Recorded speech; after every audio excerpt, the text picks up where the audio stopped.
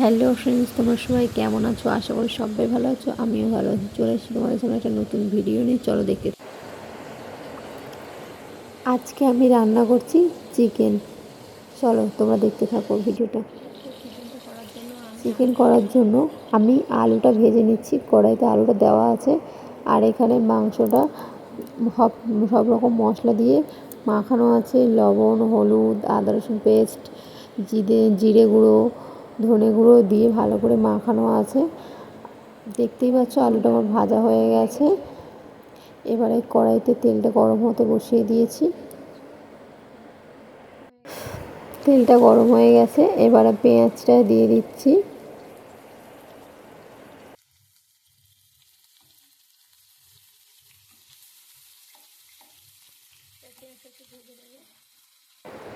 পেঁয়াজটা একটু ভেজে নেব।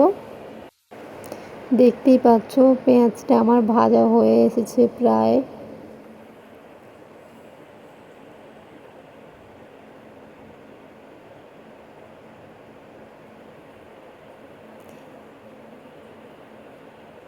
এবারে রসুন বাটা দিয়ে দিচ্ছি অল্প করে, কারণ ওতেও মাংসতেও রসুন দেওয়া আছে অল্প, আর তেলেও অল্প করে দিয়ে দিচ্ছি। মশলাটা ভালো করে ভেজে নেব।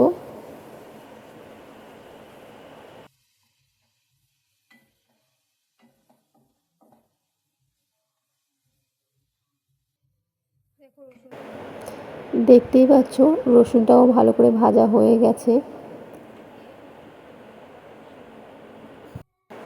এবার ওতে সামান্য লবণ, হলুদ গুঁড়ো, তারপরে অল্প করে লঙ্কা গুঁড়ো দিয়ে ভালো করে কষিয়ে নেব মশলাটা।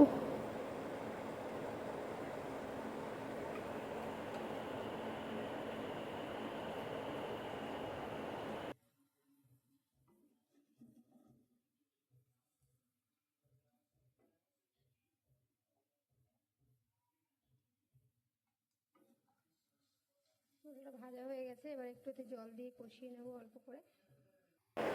মশলাটা ভাজা হয়ে গেছে, এবার অল্প করে জল দিয়ে মশলাটা কষিয়ে নেব। দেখতেই পাচ্ছ জল আমি অল্প করে দিয়ে দিয়েছি। এবারে মশলা থেকে তেল ছাড়া পর্যন্ত অপেক্ষা করব।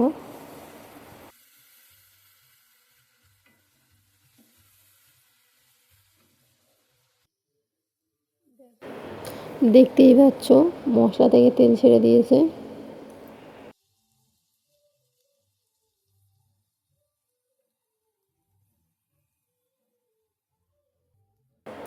এবারেতে ম্যারিনেট করা মাংসটা দিয়ে দেবো।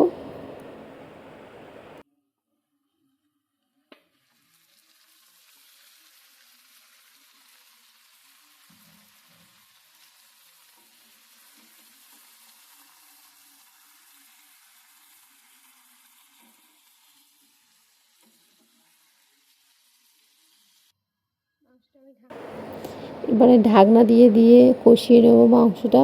মাঝে মাঝে ঢাকনাটা খুলে নেড়ে নিতে হবে, না হলে নিচে ধরে যাবে।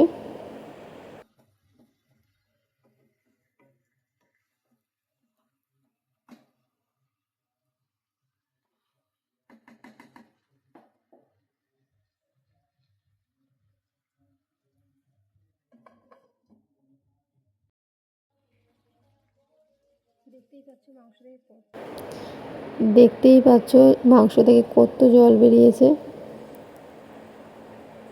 একটু নেড়ে নেব মাংসটা।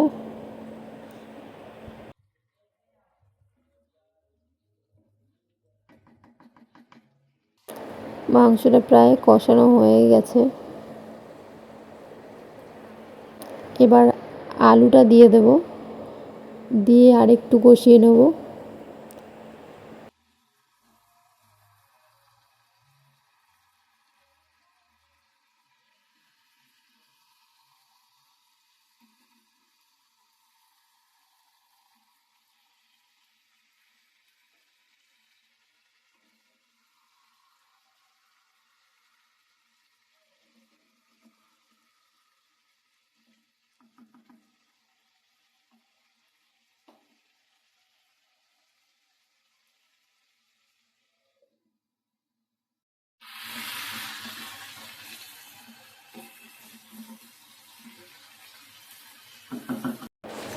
দেখতেই পাচ্ছ রান্না করতে করতে আমার অবস্থা কি খারাপ।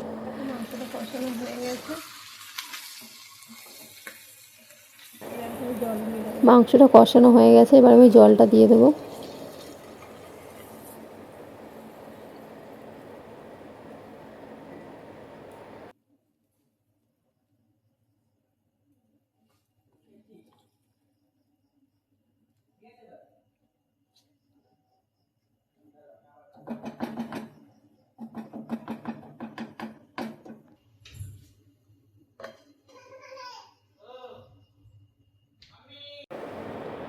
দেখো তরকারিটা আমার হয়ে এসছে, আমি ধনেপাতাও দিয়ে দিয়েছি। এবার একটু গরম মশলা গুঁড়ো দিয়ে দেবো, দিয়ে একটু ফুটিয়ে নেব, নিয়ে তারপরে নামিয়ে দেবো।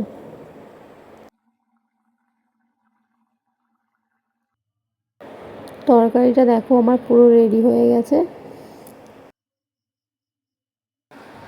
সবাই ভালো থাকবে, সুস্থ থাকবে, তোমাদের সাথে দেখা হবে আবার নেক্সট ভিডিওতে। টাটা।